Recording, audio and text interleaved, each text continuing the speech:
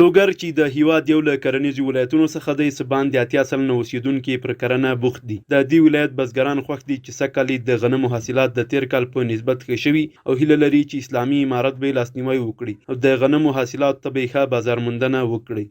نو د سږکلنۍ حاصلات نسبت د تیرو کالو ته ښه دي الحمدلله. جرب دوه خروله غنم کوي. علت دا داسې موږ خورا ورکوو مصرف فی کوو نو زحمت باسو. هر دهقان باید زحمت وباسي.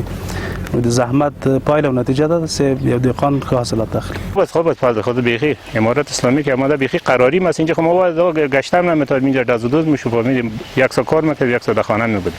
بل پلو د لوګر د کرنې رئیس هم په دې ولایت کې د غنمو د حاصلاتو ډیروالی تاییدوي او لامل یې له بزګرانو سره د دې ولایت د کرنې د ریاست ښه همغږي او مشورې ګڼي. سږ لله الحمد په نسبت سره تیرو کالو ته زموږ د غنمو حاصلات ډیر ښه سوي دي او نفع او ګټه یې زښته ډیره ده. انشاءالله حاصلات یې ښه سوي دي.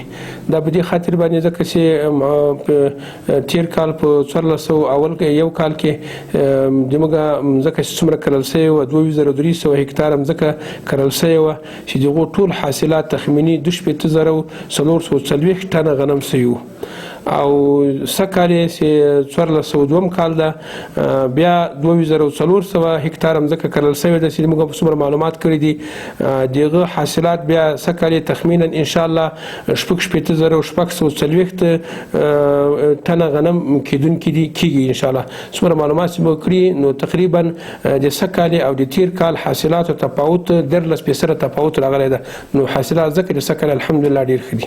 د لوګر د کرنې ریاست مسؤلین په داسې حال کې د غنمو د حاصلات د ډیروالي خبر ورکوي چې په دې وروستیو کې د ځمکې د لاندې اوبو کچه د غیر قانوني څاګانو د کیندنو له امله مخ پر ښکته روانه ده.